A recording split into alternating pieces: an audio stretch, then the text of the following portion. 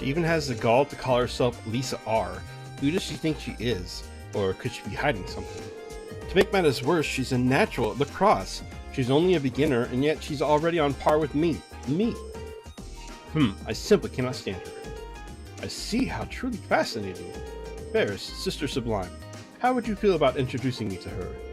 It would be a pleasure to lay my eyes upon this commoner of golden radiance. Vincent, now is not the time to think of flirting with the enemy.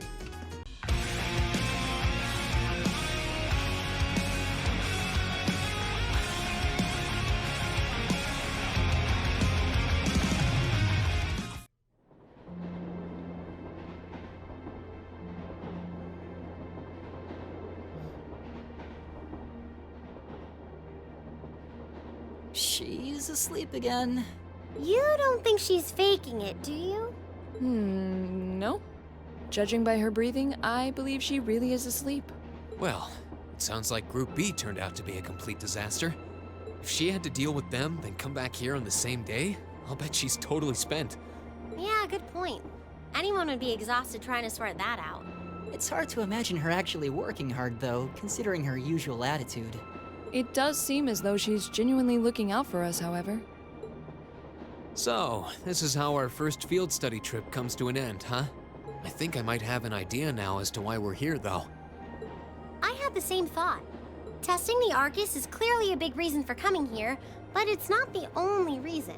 I think it has more to do with making sure we see everything that's going on with our own eyes. Yeah, that's exactly what I was thinking too. Learning more about places in Erebonia we've only read about in books, and getting to see the issues occurring in those regions firsthand, just like in Celtic. Indeed. And just as we thought and acted swiftly in the face of crisis this time, so too may we be called upon to do so again. These field studies may aim to test and cultivate those skills in preparation for our futures. Exactly. Add to that good judgment, decisiveness, and general conduct, and I'd say we have a pretty clear picture as to why we're out in the field. Basically, we're training everywhere we go. Well, you're about half right. Instructor. I was so certain you were sound asleep. What can I say? I can nod off and back on again in the blink of an eye. It's what I do. As you rightly noted, having first-hand knowledge of the areas to which you might be deployed is of tremendous importance, as is the ability to make swift, accurate judgments and solve problems with or without orders. Developing all these skills to their fullest is definitely a major part of why you're undertaking these field studies. Just as I thought. It's an interesting approach, but honestly, I've never heard of any other military academy trying it. You say we're only half right, however. Which begs the question, what's the rest of the story? Is something wrong? Oh, no, not at all. I was just thinking about what we did during our field study and why we were doing it. The whole concept seems eerily similar to the MO of bracers. Now that you mention it... The Bracer Guild prides itself in protecting civilians over all else, so it seems an unusual source of inspiration for a military academy. But the tasks we were given in Celtic do seem to align themselves quite well with the Bracer's basic philosophy. Yeah, I guess so. Their emblem depicts a supporting gauntlet, and that's pretty much exactly what we've been for these people. Bracers still have branches all over the continent, but you hardly ever see them in Erebonia anymore. Well, you got me. Which means...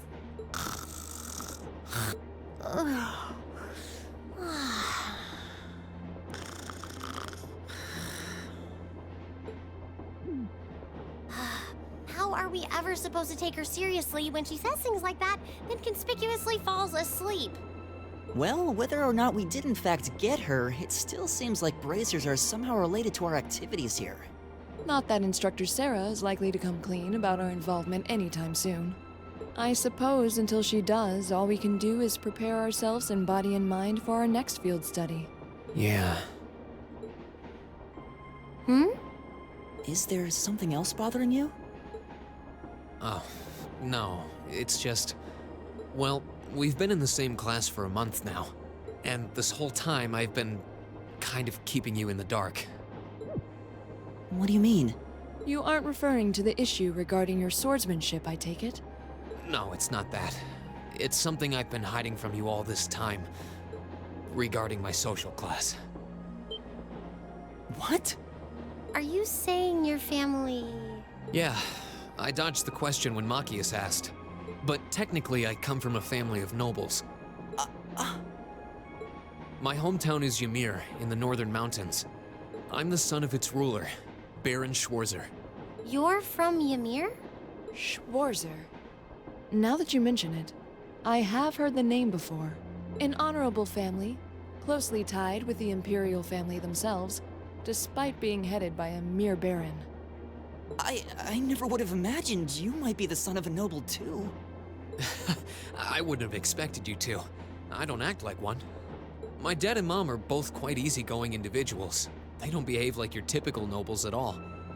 And technically, since I was adopted, I don't have any actual noble blood running through me.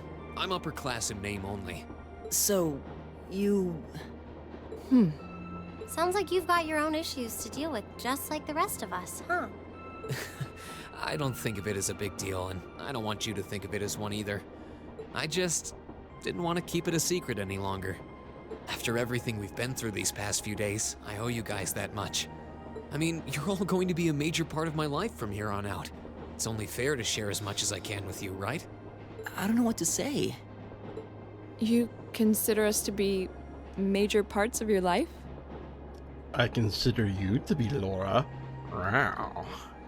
Honestly, has anyone ever told you that you can be way too serious sometimes? Just be sure you reveal your true identity to the others when we get back, too. Oh, I intend to. Youth. Still, even discounting the strangely perfect timing of the railway military police, that ruler of the forest they ran into in the nature park.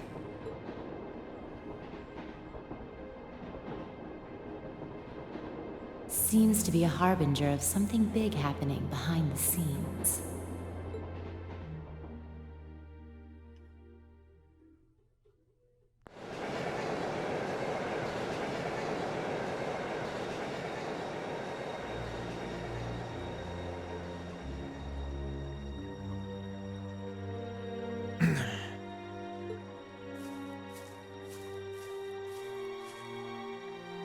I must admit, I wasn't expecting the Icy Maiden to show up when she did.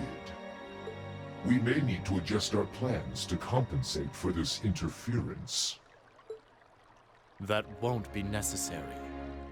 This was not a significant setback. If anything, it provided an unexpected bonus, giving us a valuable glimpse into the means through which the RMP and Intelligence Division coordinate their efforts. With both organizations posing sizable threats to our operation, that information alone makes this all worthwhile. A valid point. Should we proceed as planned, then? Of course. The tyrant must yet face the merciless hammer of judgment. Yes. May his lofty ambitions be crushed to dust and swept away.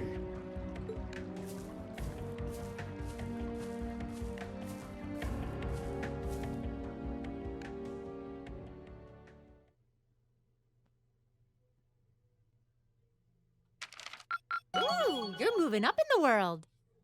Yay, now I'm B5. I've got a little reward here for you. Keep up the good work.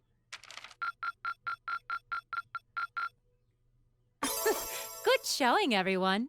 Woohoo! I'm an A student.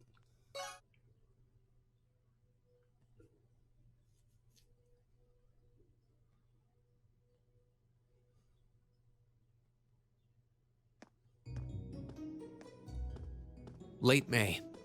The lino flowers that painted Trista's spring fields had faded, replaced by lush greenery and a refreshing breeze. With the trials of last month's field study behind us, we found ourselves caught up once more in the bustle of school life.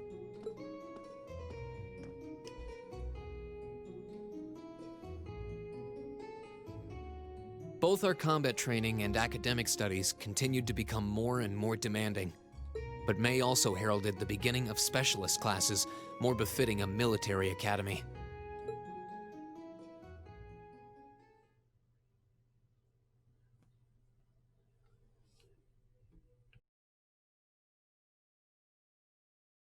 The Orbital Revolution 50 years ago changed the way wars were fought forever.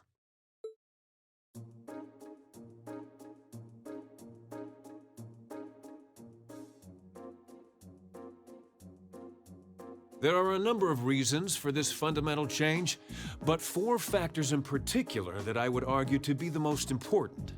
The first is the invention of orbital guns, cannons, and other weaponry. The increased accuracy of these weapons, as well as their ease of maintenance and manufacture, instantly rendered all other firearms obsolete. The second factor is the associated mechanization of the military. Orbital technology led to the formation of armored divisions made up of tanks and armored cars. The impact this new kind of tactical unit had on the battlefield, with its enhanced offense, defense, and mobility, cannot be overstated. The third factor is the invention of airships. Warships that rely on the gravity manipulation ability of a flight field to remain in the air simply did not exist before the revolution. The sudden addition of a whole new dimension to war, the sky, made countless new strategies viable that were previously unimaginable. And the last factor is the creation of an entirely new practical science, which may be the biggest, most important change of all. Without orbital technology, such a concept would scarcely even have been conceivable, but now we'd be virtually crippled without it. Reen Schwarzer, can you tell the class what that new scientific breakthrough was? Okay, again, I've played this before, so I'm pretty sure I remember what it is. But I also think I got this right the first time too. Something only possible after Orbital Revolution, which revolutionized warfare. That would have to be... yeah, orbital communications like radio and stuff. Correct. The answer is orbital communications, a form of wireless communication technology based on formless transmissions through orbital waves. This allows officers on the battlefield to obtain pertinent information in real time, leading to precise, accurate troop movements. Of course, countermeasures have also been invented, such as wiretapping and jamming, to partially limit its benefits, but nonetheless. I got it right. Well done. This is all pretty high-level stuff. I mean, I know the basics, but I've never heard it gone into such detail before. Yeah, we're going to have to work really hard to keep going, or to keep up.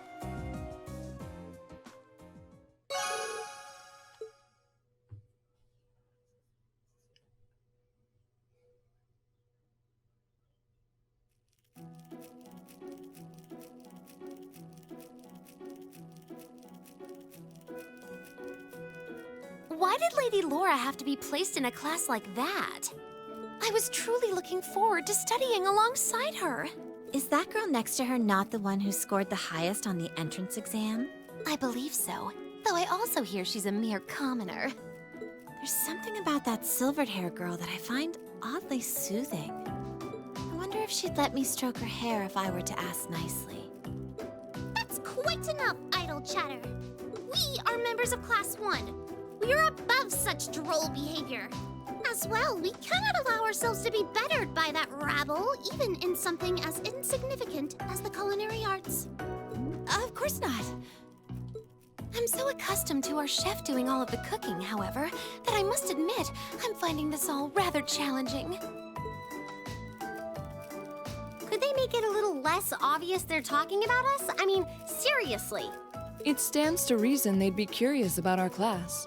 It's hard to blame them for that, at least. I like bee whisking away. I think you've whisked that plenty already. I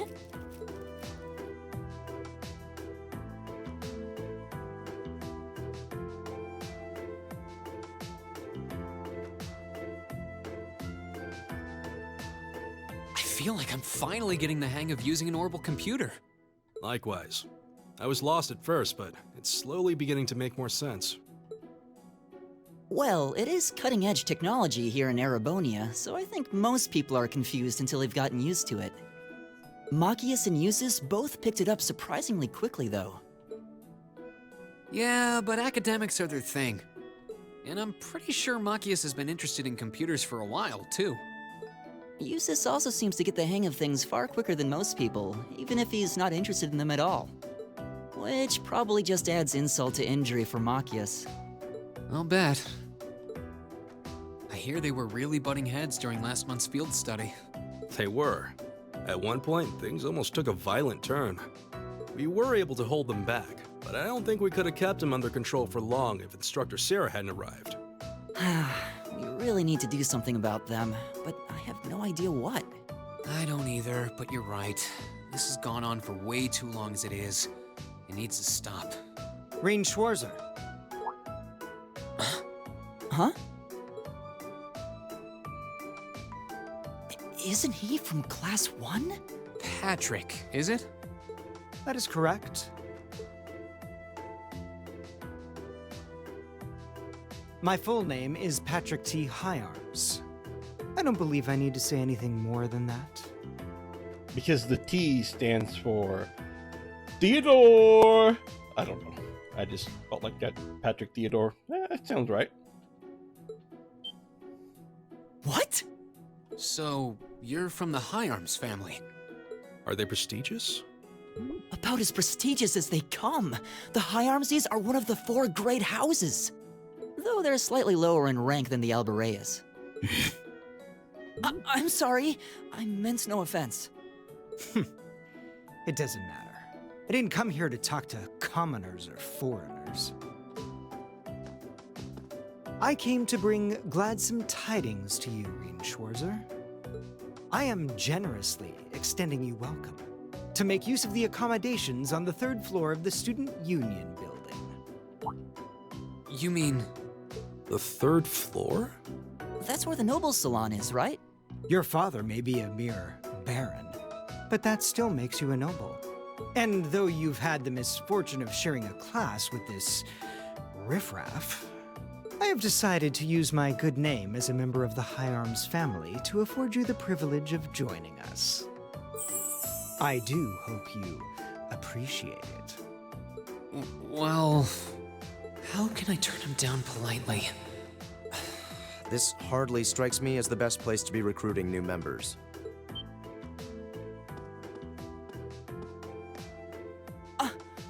Eustace. Eustace Albarea? I wasn't aware the 3rd son of the Higharms family counted playing factions among his hobbies. If you wished for company in the salon, should you not have come to me first? You? You've been invited countless times. You simply choose not to come. Despite there being no shortage of second years practically begging for your company. I have no interest. Suit yourself then. But you, Schwarzer, make sure you think long and hard about this. If you care about your future, you need to start thinking about the connections you're making and the sides you're taking. And your middle name, because unless it's Theodore, then it's just not good enough.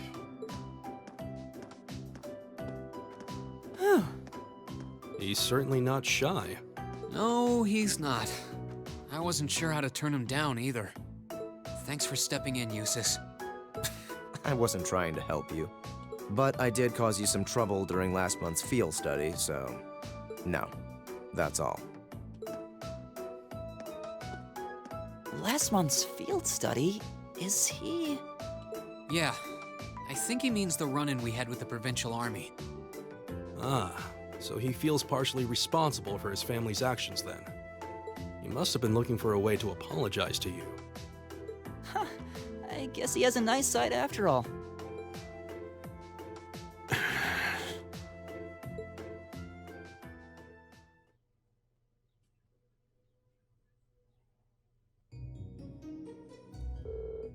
Good work today, class. Tomorrow's a free day, so do take it easy. You've earned it. Just remember, next Wednesday is your second practical exam. I was wondering when she'd bring that up. Will you be announcing the details of our next field study trip on Wednesday also? Of course! You'll be heading out next weekend. I'm sure you can hardly wait. I, for one, very much look forward to it. Oh, and one more thing. Your midterms are scheduled for the middle of next month, so just file that away if you would. Midterms? Sounds irritating. So we finally get to put all our knowledge we've been gaining throughout the past few months to the test. Yes, and that's a good thing. You need to be thinking about your academic studies. School can't just be about military strategy, you know. Because if it is, I'm going to get an earful from Vice Principal Heinrich again. Is that all you care about? Can we ask you if there's anything we don't understand? Not if you care about your answer being right. I'm a combat instructor. Book smarts like that are well beyond me. Anyway, that's all for homeroom. Machias, if you would please. Yes, instructor. All rise. Bow. Well, I'll see you later, Reen. Later. Oh, are you two going to club activities today? Yeah, I am. Did you want to have dinner together later? We've been eating in the cafeteria an awful lot lately, so maybe we could go to the cafe in Trista today for a change of scenery? Sounds good to me. You want to just meet up in the entrance hall later? Sure. See you then.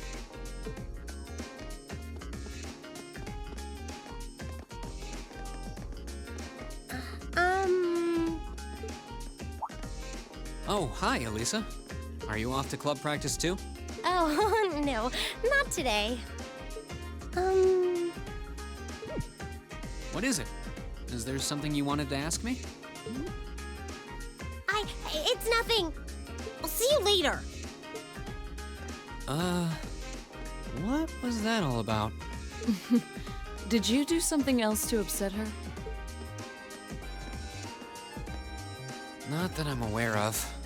Although, I suppose it's possible I did something wrong without even realizing it. Knowing her. I was speaking in jest, I assure you. Are you planning on going into the old schoolhouse again tomorrow? Yeah. The principal did ask me to keep an eye on it, so I thought I'd make time for a quick look inside. All right. Please let me know when you're planning to begin the expedition, if you would. I have club activities tomorrow, but as far as I'm concerned, the old schoolhouse takes priority. Thanks. I'll let you know. Excellent. I'll see you tomorrow, then.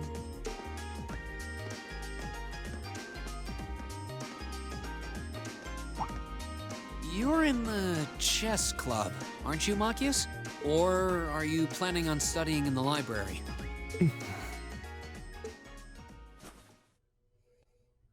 Since when was it any of your business what I choose to do after class? No, I just... Have I done something to upset you? Not especially. It's actually my fault for being deceived so easily in the first place. Oh. Let's just say I haven't got a drop of noble blood in my veins. So I guess we're all in equal standing here. I'm really sorry. I wasn't trying to deceive you. I just... Save your breath. Whether you're a noble or not is beside the point. The bottom line is you lied to me, and I simply cannot trust those who lie. That's all there is to it. I'm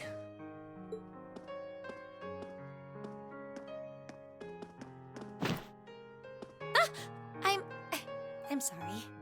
Please, think nothing of it.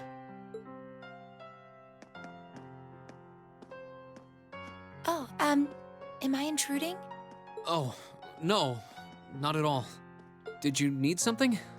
I accidentally left one of my textbooks in my desk, so I came back to fetch it.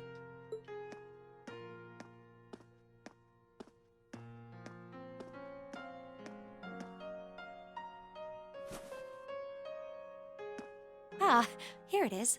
What subject? Take a look. Intermediate Mathematics for Dummies. Studying hard as always, I see. Except, wait. Intermediate? Isn't that part of the Sunday school curriculum? Seems a bit basic for you. Oh, it's not for me. I promised to help Fee with her math studies. I found this at a bookshop in town and thought it might be of some use to her. Ah, okay. Which reminds me, I should really be going. I'm sure she's waiting for me by now. I'll see you later, Reen. Take care.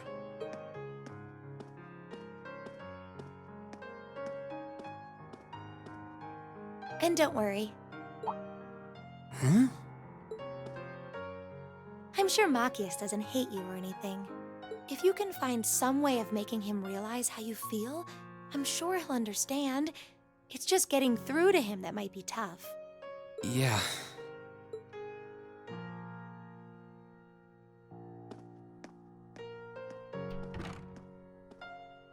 I just have to keep at it. If Emma believes I can make it work, then I'll believe it too. I should probably also get going. Maybe I'll wander around the academy grounds for a while before returning to the dorm.